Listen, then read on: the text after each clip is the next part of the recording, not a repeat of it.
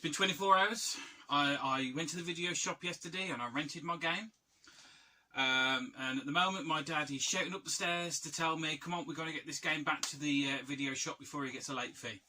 Or if it was a VHS, do you remember you having the being charged extra if you didn't rewind it? God, I always remember that. Anyway, the game that I had, Mystic Heroes for the GameCube. I rented this yesterday for 24 hours, and it was the only game I was allowed to play for the 24 hours. There's no other game existed in my collection. What are my thoughts on it? Well, my thoughts on this game is it's a good rental.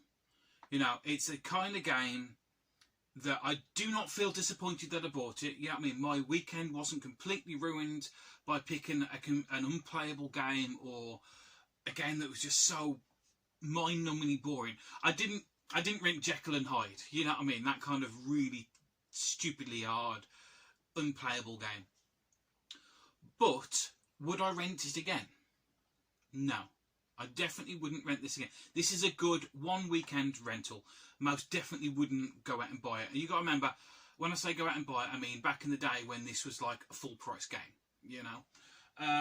Forget where the actual money value of games are now. I mean, if you look back at gaming magazines and stuff like that, or Argos, you looked now and it's like all the games were like $39.99 or $49.99, regardless what they were. FIFA, you know, Final Fantasy, you know, all the rest of them, they were just all the same price. So, no, I would not have paid full retail price for this back in the day.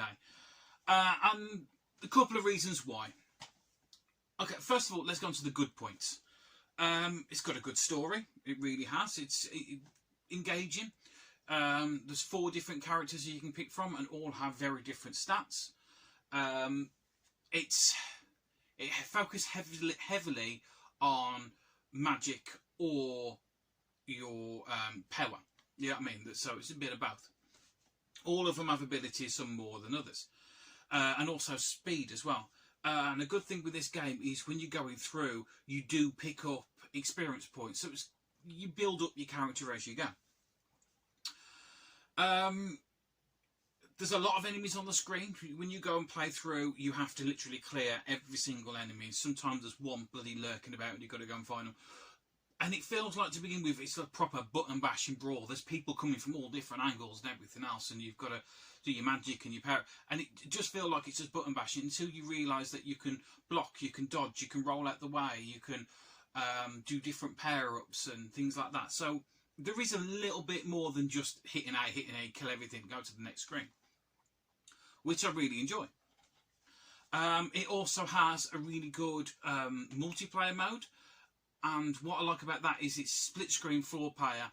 And if you were buying this back in the day and had a couple of siblings and, you know, play it on the TV screen, it was great. It does get a little bit overwhelming with the amount of people actually on the screen. Because with these type of games, there's enemies coming towards you. You imagine that split screen 4 ways, and there's just the noise is overwhelming. And then you've got survival mode, which that is actually quite good. That was probably my favourite mode on this, is survival mode. Where you've got to clear a screen by yourself, but the enemies, they get more and more and more power. You've got 1 life bar, you see how far you get. Oh, the multiplayer mode as well is you are all fighting together, but at the end of it, it tells you first, second, third, fourth, whoever killed the most people, whoever collected the most power-ups and stuff like that. So that's good. And now we're going to get onto the main story mode, which is pretty similar to the survival mode when you're going to go through the levels and everything else, and it's great. And then you get to the boss battles, and that's where this game falls down.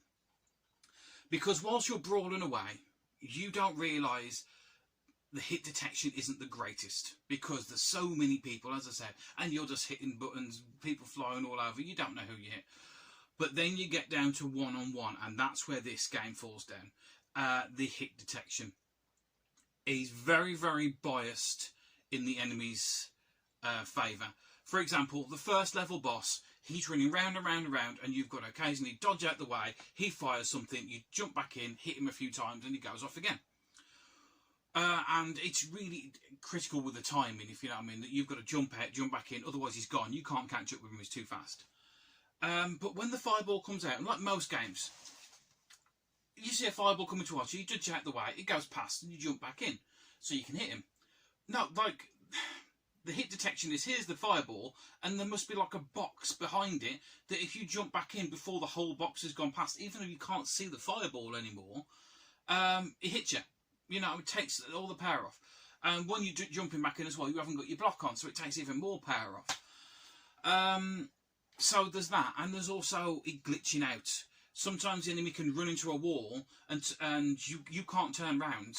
He's stuck here behind you, and he's just firing fireballs at you. You know what I mean? You can't dodge out the way. You can't until he glitches back out of the wall and comes back and get you. So that's where this game falls flat. It really does. If it wasn't for the fact that I had to play this game for 24 hours, because it's the only game I had, I would have took this game out during those boss battles, and I would have just done. I've had enough. Satisfying when you do beat them, but it's cheap with the boss battles. I think it's really, really cheap. Some people may really, really enjoy this game, and most part it is a very enjoyable game. But yeah, that's my thoughts on it. I've seen there's quite a few people doing this video response thing. When you do your review, what I want to know from you is, was it a good rental? Were you disappointed that you bought it? Were you glad that it's a rental? Or was it so good you would rent it again or even go and buy it? For me, good rental. Good 1 weekend rental. I'll never think of it again. So, that's that. I've actually enjoyed doing this. Because as I said before, when you've got so much choice, you spend so much time flicking backwards and forwards between different ones that you don't really enjoy playing a game. So even though I'm not going to be doing this as more videos in the future or a continuing series, that's it for me. This is it. It's done. Personally, I'm going to do this myself at least once a month, where I'm just going to go in to my video store and rent myself a game from it. I can charge myself whatever fees I want, or, you know. I do miss the video shop. I hope this just brings back memories of that, of a simpler time. I think that's definitely what it was. It was a simpler time and an enjoyable time. I'd love to go back, but I'm really happy for the memories. So, anyway, enough of that. I will put this game back on the shelf, never think of it again. And thank you all for watching, and I'll see you all again next time. Bye.